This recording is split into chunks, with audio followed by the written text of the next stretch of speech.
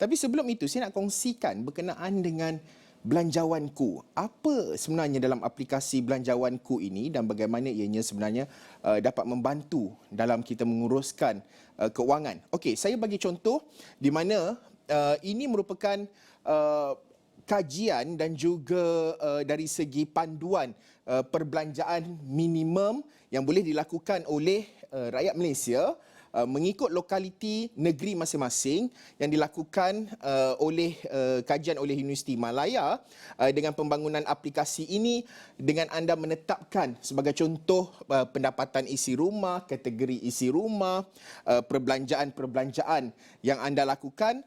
Pada masa sama, ianya membantu anda untuk menetapkan berapa yang boleh saya simpan, berapa yang boleh saya belanja. Ini antara panduan kepada anda. Antara contoh ya, ini adalah contoh Belanjawanku untuk Lembah Kelang pada tahun 2019 melibatkan beberapa kategori isi rumah. Sebagai contoh, sama ada anda bujang yang menggunakan kenderaan awam, bujang yang merupakan pemilik kereta, pasangan berkahwin yang tiada anak, pasangan berkahwin dengan seorang anak, pasangan berkahwin dua orang anak serta warga emas. Okey, bagaimana dari segi perbelanjaannya? Okey, ini Lembah Kelang 2019. Saya ulang lagi sekali ya. Anda kalau bujang menggunakan kenderaan awam pada tahun 2019 dan tinggal di Lembah Kelang, gaji 1,870 dikatakan mencukupi. Okey? Bujang yang ada kereta 2,490 tinggal di Lembah Kelang pada 2019 dikatakan mencukupi dengan gaji 2,490. Pasangan berkahwin 4,420 yang ada seorang anak 5,730. Pasangan berkahwin dengan dua orang anak yang tinggal di Lembah Kelang pada 2019 memerlukan RM6,620. Okey. Dengan warga emas pula sekitar RM3,090. Okey.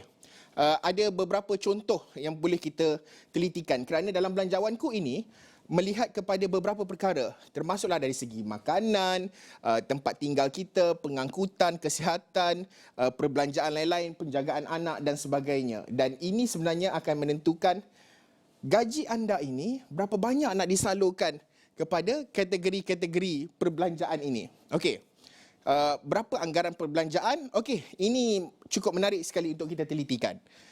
Bujang yang menggunakan kenderaan awam, anggaran perbelanjaan bulanan sekitar RM1,870.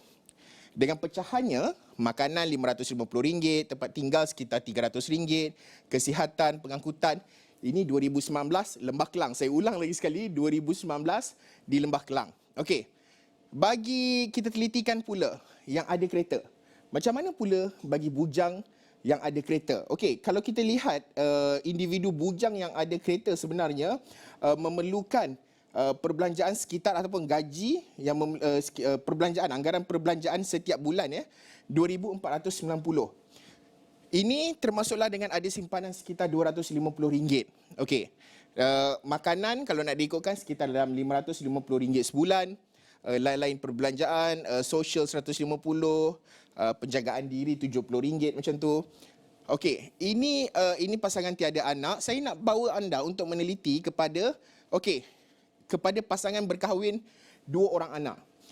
Dengan gaji ataupun perbelanjaan bulanan RM6,620. Adakah ianya mencukupi pada 2019?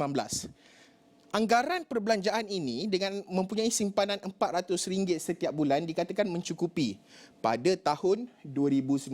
Hasil kajian ataupun dapatan daripada yang dilakukan oleh Universiti Malaya. Untuk warga emas pula memerlukan sekitar dalam RM3,000. Jadi ini satu perkara yang perlu kita telitikan. Bagaimana bukan sahaja dari segi perbelanjaan tetapi pendapatan boleh guna dan juga kategori-kategori. Sekarang ini kita bercakap soal B40, M40, T20 dan sebagainya. Jadi ini juga antara yang dikatakan oleh Menteri Ekonomi Rafizi Ramli berkait dengan pendekatan ekonomi yang boleh dikatakan berbeza sedikit berbanding pentadbiran sebelum ini. Dari mana beliau menyatakan bahawa ini termasuk juga dari segi sebagai contoh pengkelasan yang berasaskan kepada sebagai contoh pendapatan B40, M40, T20 akan dihapuskan menjelang 2024.